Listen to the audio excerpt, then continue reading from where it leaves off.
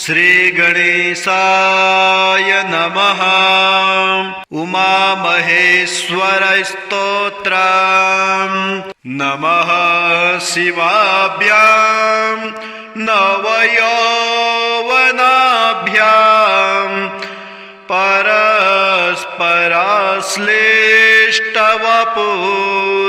परस्पराश्लिष्टवपुर्धराभ्यां नगेन्द्रकन्या वृषकेतनाभ्यां नमो नमः शंकर पार्वतीभ्यां नमः शिवाभ्यां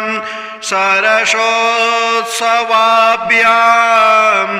नमस्कृताभीष्टवरप्रदाभ्यां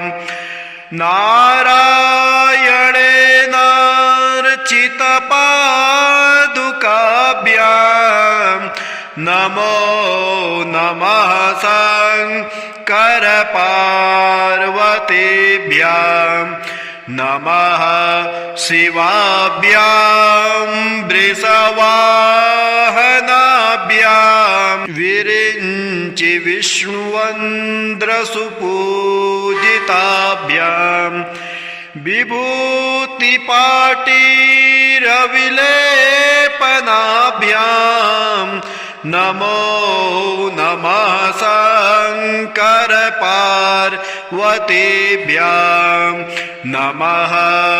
शिवाभ्यां जगदेश्वराभ्यां जगत्पतेभ्यां जय विग्रहाभ्यां जम्बारिमुख्यैरभिवन्दिताभ्यां नमो नमः शंकर पार्वतीभ्यां नमः शिवाभ्यां परमौषधाभ्यां पञ्चाक्षरे पञ्जररञ्जिताभ्यां प्रपञ्चसृष्टिस्थितिसंहृताभ्यां नमो नमः शंकर पार्वतीभ्यां नमः शिवाभ्यां अतिसुन्दराभ्यां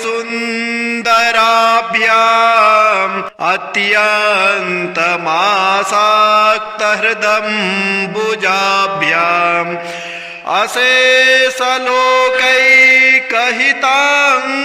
अशेषलोकैकहिताङ्कराभ्यां नमो नमः शंकर पार्वतीभ्यां नमः शिवाभ्यां कलिनाशनाभ्यां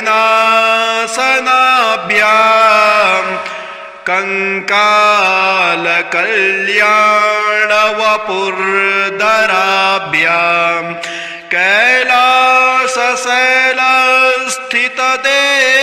कैलासशैलस्थितदेवताभ्यां नमो नमः शंकर पार्वतीभ्यां नमः शिवाभ्यामशुभापहाभ्यां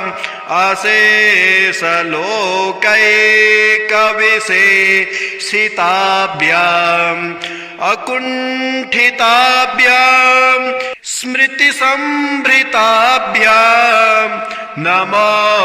नमः शंकर पार्वतीभ्यां नमः शिवाभ्यां रथवाहनाभ्यां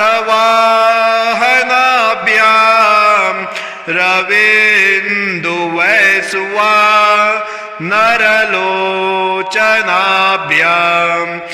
राकाशशाङ्का भमुकाम्बुजाभ्यां नमो नमः शंकर पार्वतीभ्यां नमः शिवाभ्यां जटिलन्धराभ्यां जरामृताभ्यां च विवर्जिताभ्यां जनार्दनाब्जोऽब्धभव पूजिताभ्यां नमो नमः शङ्कर पार्वतीभ्यां नमः शिवाभ्यां वृषमेक्षणाभ्यां बिल्वच्छदामल्लिकदं वृदाभ्यां शोभावती शान्तवती स्वराभ्यां नमो नमः शङ्कर पार्वतीभ्यां नमः शिवाभ्यां पशुपालकाभ्यां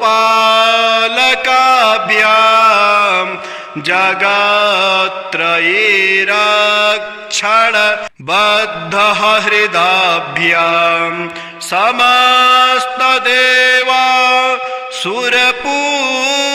सुरपूजिताभ्यां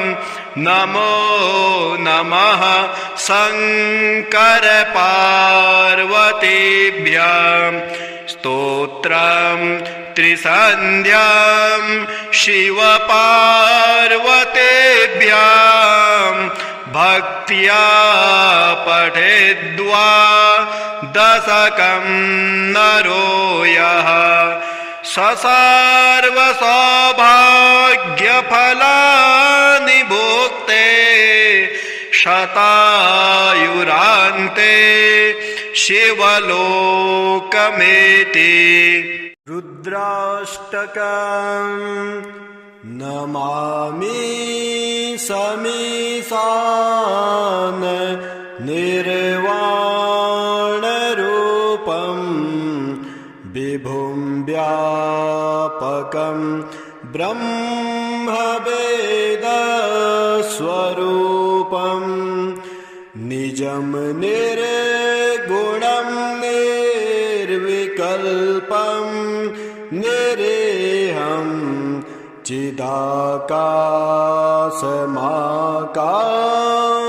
चिदाकाशमाकाशवासं भजेऽहं निराकारमोङ्कार मूलं तुरीयं गिराज्ञानगोति त्वमीशं गिरीशं करालं महाकाल कालं कृपालं गुणागार संसार पारं नतोऽहं तुषाराधिसङ्काश गौरं गभीरं मनोभूतकोटि प्रभाश्री शरीरं स्मुरल्लोलिकल्लोलिनी चारुगङ्गा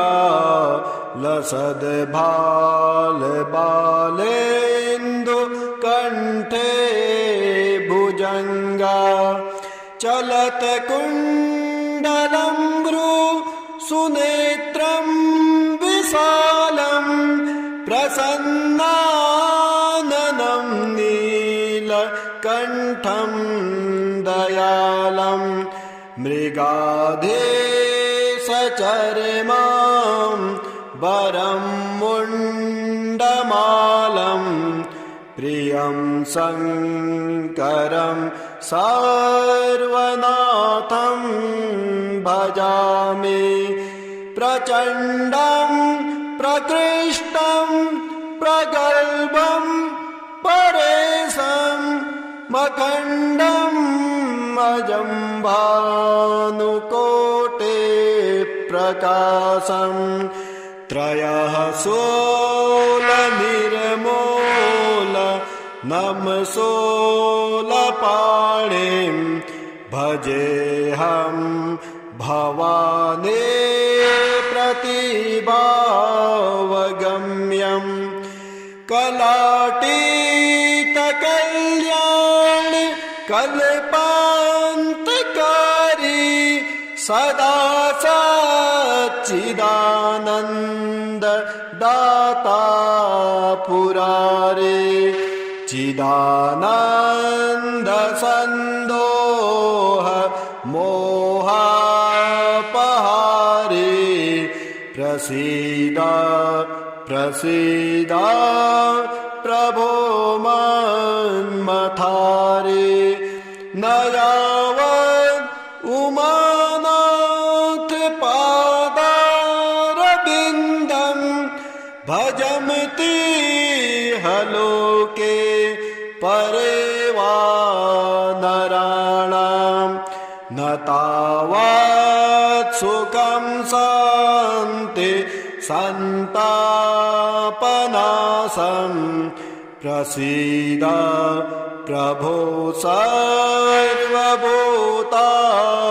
सर्वभूताधिवासं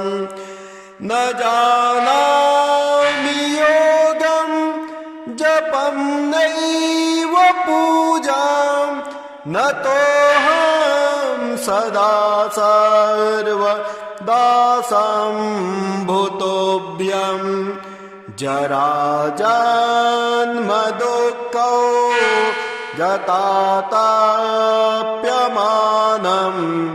प्रभो पाहि आपन् नमामि सशम्भो नमामि सशम्भो नमामि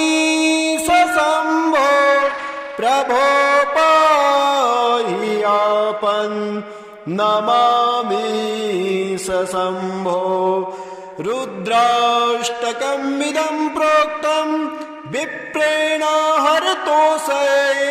ये पठन्ति नरा भक्त्या तेषां शम्भो प्रसीदते। ॐ श्री गणेशाय नमः। कालभैरवाष्टकम्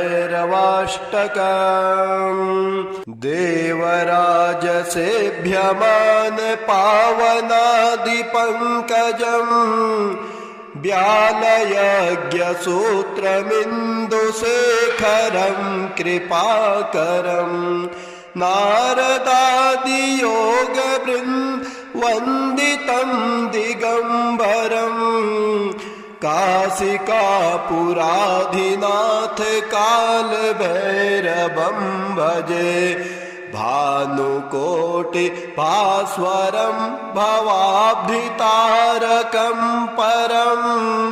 नीलकण्ठमाप्सित्यर्थदायकं त्रिलोचनं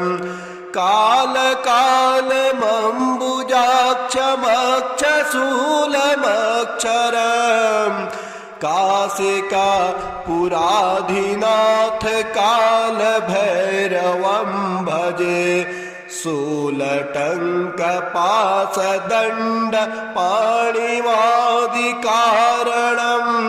श्यामकायमादिदेवमक्षरं निरामयम् भीमविक्रम प्रभो विचित्रताण्डवप्रियं काशिकापुराधिनाथ कालभैरवं भजे मुक्तिदायकं प्रशस्तचारविग्रहं भक्तवत्सलं स्थितं समस्तलोकविग्रहं विनिक्रमणमनोज्ञहेम किङ्किणीं लसत्कटे काशिकापुराधिनाथ कालभैरवं भजे धर्मसेतुपालकं त्वधर्ममार्गनाशकं कर्मपाशमोचकं सुशर्मदायकं विभुं स्वर्णवर्णशेषपाश शोभिताङ्गमण्डलं काशिका पुराधिनाथ काल भैरवं भजे रत्नपादुका प्रभाभिरामपादयुग्मकम् नित्यमद्वितीयमिष्टदैवतं निरञ्जनं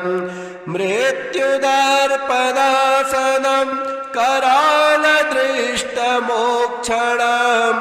काशिका पुराधिनाथ काल भैरवं भजे अट्टहास भिन्न पद्म जण्डकोश सन्तते दृष्टिपात नष्ट पाप जालमग्रशासनम् अष्टसिद्धिदायकं कपालिमालिकन्धरम् काशिका पुराधिनाथ काल भैरवं भजे भूतसङ्घनायकं विशालकीर्तिदायकम्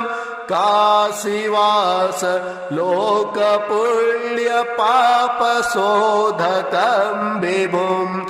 नीतिमार्गकोविदं पुरातनं जगत्पतें काशिका पुराधिनाथ काल भैरवं भजे काल भैरवाष्टकं पठन्ति ये मनोहरम् ज्ञानमुक्ति साधनं विचित्र पुण्यवर्धनम् शोकमोहदैन्यलोभ कोपतापनाशनम् प्रयान्ति काल भैरवाङ्घ्रिसन्निधिं नरां ध्रुवम् प्रयान्ति काल भैरवाङ्घ्रिसन्निधिं नरां ध्रुवम् ते प्रयान्ति काल भैरवाङ्घ्रिसन्निधिं ध्रुवम्। ॐ श्री गणेशाय नमः। उमामहेश्वर स्तोत्रम् नमः शिवाभ्यां नवयौवनाभ्यां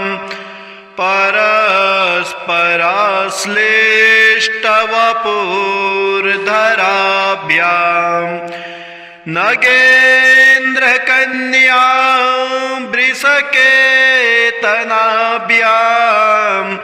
नमो नमः शङ्कर पार्वतीभ्यां नमः शिवाभ्यां सरसोत्सवाभ्यां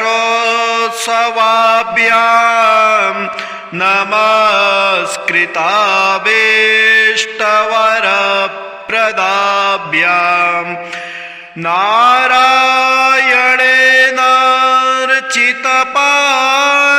नारायणेनार्चितपादुकाभ्यां नमो नमः शङ्कर पार्वतीभ्यां नमः शिवाभ्यां वृषवाहनाभ्यां विरिञ्चि विष्णुवन्द्रसुपूजिताभ्यां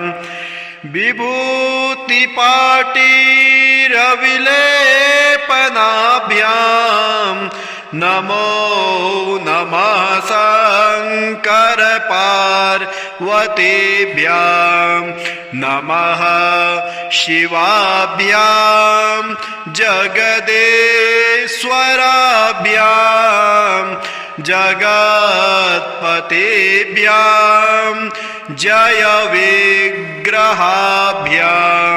जम्बारिमुख्यैरभिवन्दिताभ्यां नमो नमः शङ्कर पार्वतीभ्यां नमः शिवाभ्यां परमौषधाभ्यां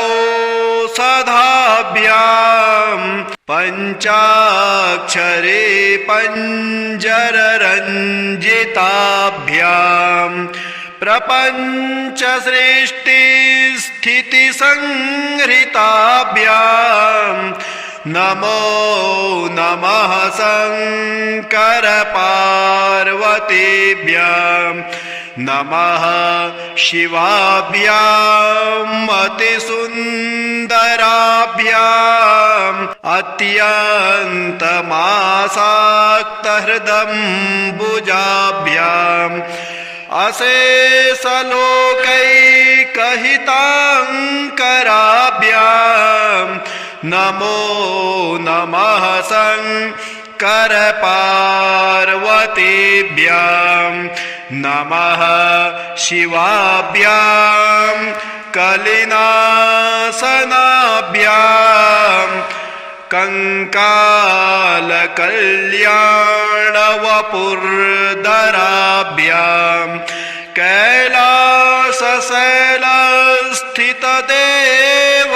कैलासशैलस्थितदेवताभ्याम् नमो नमः शङ्कर पार्वतीभ्यां नमः शिवाभ्यामशुभापहाभ्याम्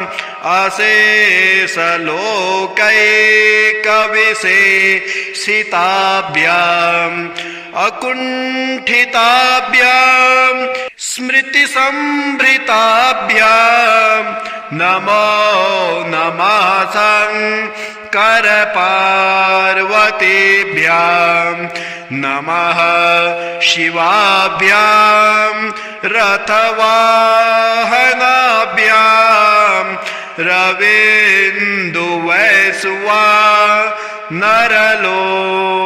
रवीन्दुवैश्वानरलोचनाभ्याम्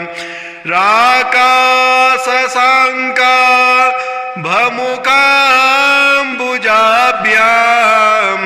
नमो नमः शङ्कर पार्वतीभ्यां नमः शिवाभ्याम् जटिलन्धराभ्याम् जरामृताभ्याम् च विवर्जिताभ्याम् जनार्दनाब्जोग्धभवपूजिताभ्याम् नमो नमः शङ्कर पार्वतीभ्यां नमः शिवाभ्याम् वृषमेक्षणाभ्याम् बिल्वच्छदामल्लिकदम् वृदाभ्याम् शोभावती शान्तवती स्वराभ्याम् नमो नमः शङ्कर पार्वतीभ्यां नमः शिवाभ्याम् पशुपालकाभ्याम्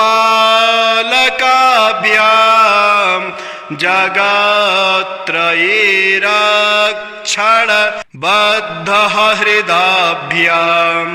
समस्तदेवा सुरपूजिताभ्याम् नमो नमः शङ्कर पार्वतीभ्यां स्तोत्रं त्रिसन्ध्यां शिवपार्वतीभ्यां भक्त्या पठेद्वा दशकं नरो यः सर्वसौभाग्यफलानि भुक्ते शतायुरान्ते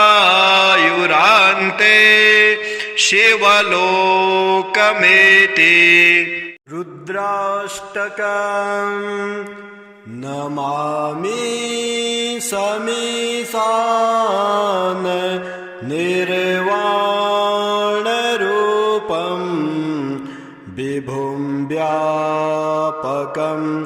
ब्रह्मवेदस्वरूपं निजं निर्गुणं निर्विकल्पं निरेहम् चिदाकाशमाकाश वासं भजेऽहं निराकारमोङ्कार मूलं तुरीयं गिराज्ञानगोति त्वमीशं गिरीशं करालं महाकाल कालं कृपालं गुणागार संसार पारं नतोऽहं तुषाराधिसङ्काश गौरं गभीरं मनोभूतकोटि प्रभाश्री शरीरं स्मुरल्लोलिकल्लोलिनी चारुगङ्गा लसद्भालबालेन्दु कण्ठे भुजङ्गा चलत्कुण्डलं भ्रू सुनेत्रं विशालं प्रसन्नाननं नीलकण्ठं दयालं मृगाधेशचर्मां वरं मुण्डमालं प्रियं शङ्करं सर्वनाथं भजामि प्रचण्डं प्रकृष्टं प्रगल्भं परेशं मखण्डम् अजं भानुकोटे प्रकाशं त्रयः सोलनिर्मूल नमसोलपाणिं भजेऽहं भवानी प्रतिभावगम्यं कलातीतकल्याण कल्पान्तकारी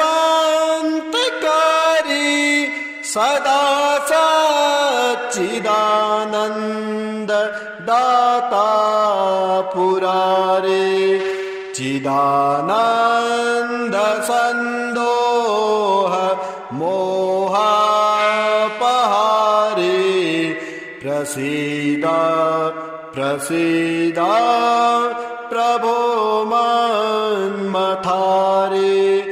न यावत् उमानाथ पादारविन्दं भजन्ति हलोके परे वा नराणां न तावत् सुखं शान्ति सन्तापनाशं प्रसीद प्रभो सर्वभूताधिवासं न जानामि योगं जपं नैव पूजां न तोऽहं सदा सर्वदासं भूतोऽभ्यं जराजन्म दुःखौ गताताप्यमानं प्रभो पाहि आपन् नमामि सशम्भो नमामि सशम्भो नमामि सशम्भो प्रभो पाहि आपन् नमामि सशम्भो रुद्राष्टकमिदं प्रोक्तं विप्रेण हरतोषये ये पठन्ति नरा भक्त्या तेषां शम्भो प्रसीदते। ॐ श्री गणेशाय नमः। काल कालभैरवाष्टकम् देवराजसेभ्यमान पावनादिपङ्कजम् व्यालयज्ञसूत्रमिन्दुशेखरम् कृपाकरम् नारदादियोगवृन्दवन्दितम् दिगम्बरम् काशिकापुराधिनाथ कालभैरवम् भजे भानुकोटि भास्वरं भवाब्धितारकं परम् नीलकण्ठमाप्सित्यर्थदायकं त्रिलोचनम् कालकालमम्बुजाक्षमक्षशूलमक्षरम् काशिकापुराधिनाथ कालभैरवं भजे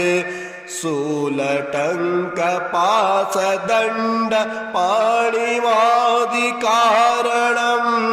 श्यामकायमादिदेवमक्षरं निरामयम् भीमविक्रम प्रभो विचित्रताण्डवप्रियम् काशिकापुराधिनाथ कालभैरवं भजे मुक्तिदायकम् प्रशस्तचारविग्रहम् भक्तवत्सलं स्थितं समस्तलोकविग्रहम् विनिक्रमणमनोज्ञहेम किङ्किणीं लसत्कटे काशिकापुराधिनाथ कालभैरवं भजे धर्मसेतुपालकं त्वधर्ममार्गनाशकं कर्मपाशमोचकं सुशर्मदायकं विभुं स्वर्णवर्णशेषपाश शोभिताङ्गमण्डलम् काशिकापुराधिनाथ कालभैरवं भजे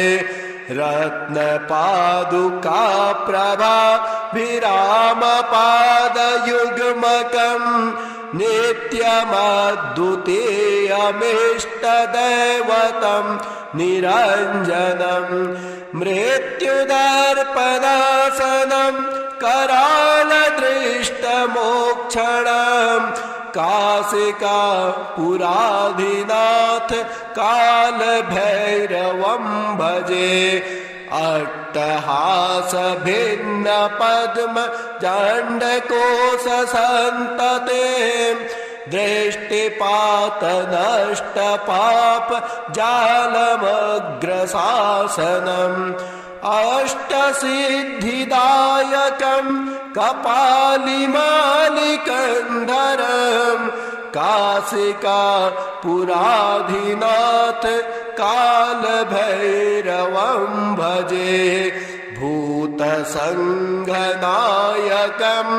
विशालकीर्तिदायकम् काशीवास